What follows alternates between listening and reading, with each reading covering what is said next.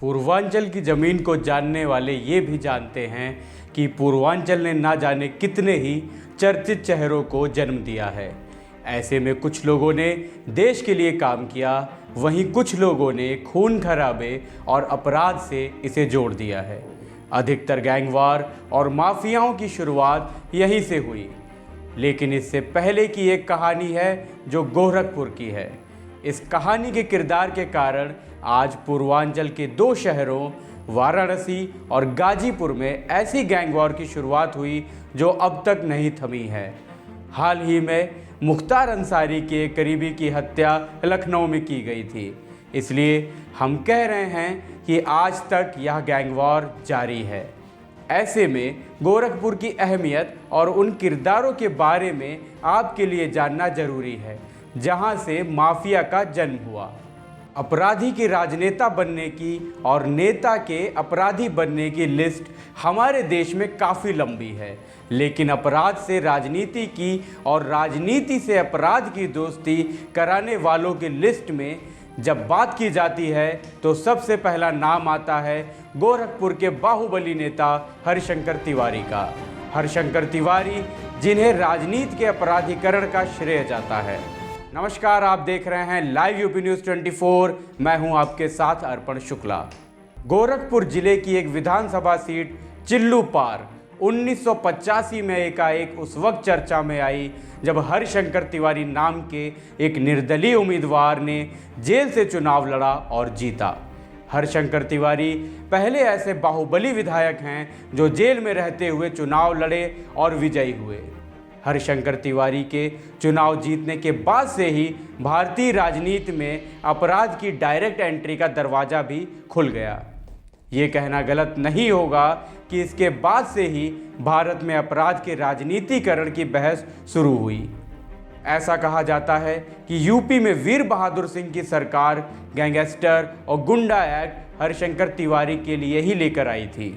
80 के दशक में गोरखपुर के इलाके में तिवारी के खिलाफ 26 से ज़्यादा मुकदमे दर्ज हुए, जिसमें हत्या करवाना, हत्या की कोशिश करना, रंगदारी, अपहरण, सरकारी काम में बाधा डालना, ये सब शामिल थे। हत्या की कोशिश करवाने का मतलब साफ था इलाके में लोगों के दिलों में खौफ पैदा करना। हरिशंकर तिवारी पर आरोप तो ना जाने कितने लगे, लेकिन साबित एक भी नहीं हो पाया।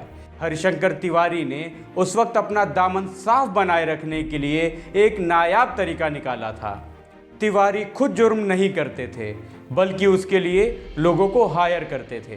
कहते हैं हरिशंकर तिवारी के दो शार्प शूटर थे, साहेब सिंह और मटनू सिंह। इन दोनों को जैसे ही हरिशंकर तिवारी का इशारा मिलता था, ये काम पर लग जाते थे। इन हायर किए गए शूटर्स की वजह से हरिशंकर तिवारी की वाइट कॉलर वाली छवि बनी रही।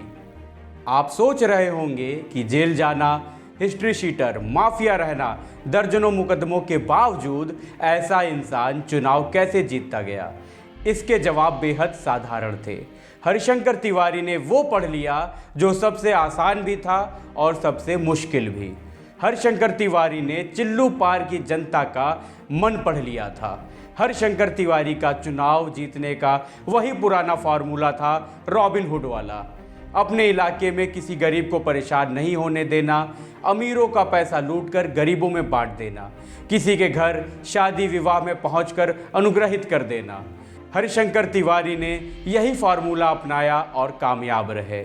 सुनने में अजीब भले लगे, लेकिन हरिशंकर तिवारी के लिए चिल्लू पार के लोगों के दिलों में खौफ और इज्जत दोनों एक साथ थी। चलिए अब आपको बताते हैं अभी कहाँ हैं हरिशंकर तिवारी। साल 2012 में मिली हार के बाद से हरिशंकर तिवारी ने चुनाव नहीं लड़ा। उनकी आयु भी अब काफ़ी अधिक हो चुकी है। वर्तमान में उनकी उम्र 84 वर्ष हो चुकी है, लेकिन चिल्लू पार इलाके में इनका वर्चस्व आज भी कम नहीं हुआ है। चिल्लू पार से अजेय बन चुके पंडित हरिशंकर तिवारी को वर्ष 2007 और 2012 में पराजय मिली।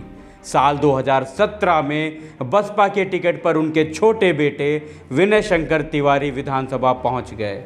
हरिशंकर तिवारी के बड़े बेटे भीष्म शंकर उर्फ कुशल तिवारी संत कबीर नगर से 2 बार सांसद रह चुके हैं।